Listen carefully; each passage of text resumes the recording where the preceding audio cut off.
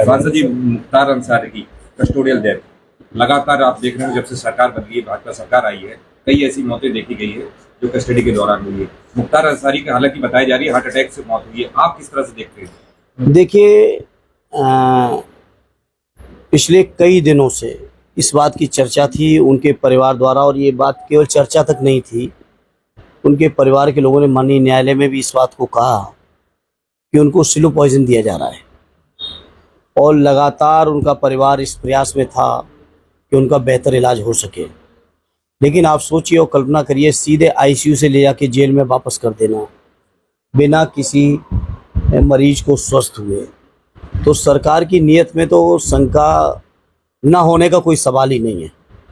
100% सरकार के द्वारा इस तरह की घटनाओं को किया जा रहा है। और आज बड़ा दुर्भाग्य है कि उत्तर प्रदेश के अंदर सबसे ज़्यादा कस्टोडियल डेथ अगर कहीं है तो हमारे उत्तर प्रदेश में है।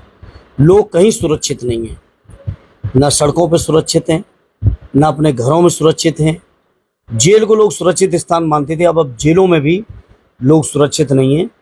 पता नहीं सरकार किसकी कब कहाँ हत्या करा दे, किसको जहर दिला दे, अब इस बात को कहना मुश्किल है। मुख्तार अंसारी का आप इतिहास जानते होंगे, उनके आपराधिक इतिहास रहा है। ऐसे में समाजवादी पार्टी द्वारा ट्वीट करके उनके दुख जाहिर किया है।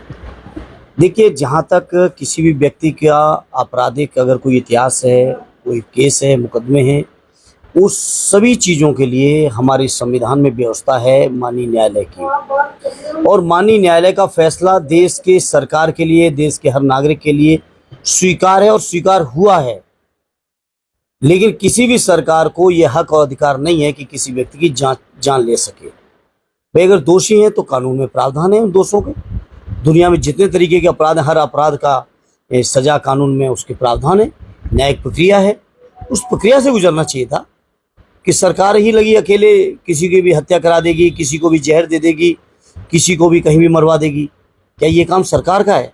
सरकार का काम है हर व्यक्ति की सुरक्षा करना और न्यायालय के फैसले का पालन करना। परिवार कह रहा है कि इसमें अंसारी जी की मौत पे षड्यंत्र रचा गया, उनको स्लो पॉइजन दिया जा रहा है। समाजवादी पार्टी क्या ऐसी संभावना जताती, क्या ऐसा भी हो रहा है कस्टोडियल में? देखिए, कुछ भी हो सकता है।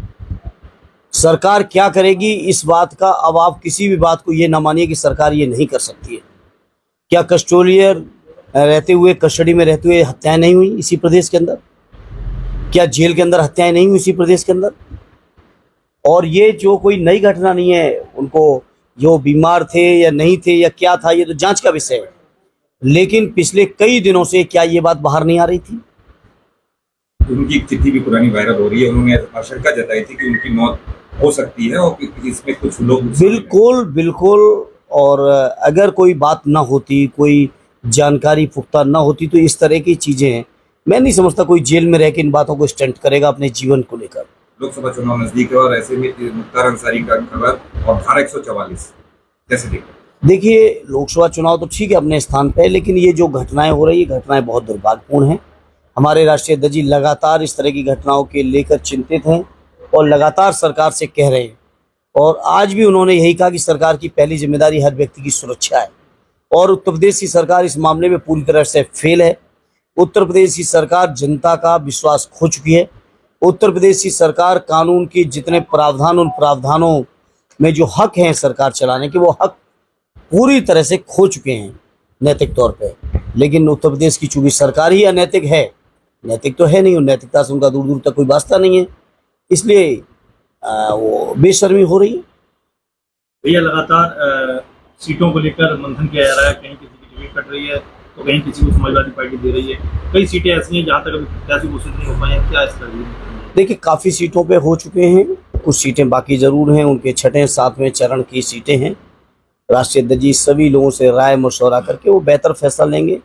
हमारी पार्टी डेमोक्रेटिक पार्टी है, जहाँ हर नेता की, हर कार्यकर्ता की, लोगों की भावनाओं का पूरा ख्याल और सम्मान आदरणीय अखिलेश यादव जी रख रहे हैं। तो स्वाभाविक इस प्रक्रिया में समय लगेगा, और अभी चुनाव में भी जिन इलाकों की सीटें अभी फाइनल नहीं, वहाँ समय है। सूत्रों से खबर आ रही है कि मैनपुरी से भारतीय जनता पार्टी अपर्णा यादव को चुनाव लड़ा सकती है, तो मैनपुरी का चुनाव बहुवर्चस्व बहु को देखने को मिलता है। देखिए, मुझे नहीं पता आपके कौन सूत्र हैं, क्या सूत्र हैं, और मुझे तो नहीं लगता कि ऐसा होगा। लेकिन मैंने कल भी कहा था मैनपुरी की मीडिया के बीच जो कोई भी भारतीय जनता पार्टी के उम्मीदवार के तौर पे आए मैनपुरी लोकसभा के अंदर लड़ने, वो ये मान के आए कि उसको कम से कम 3 लाख वोटों से हारना है।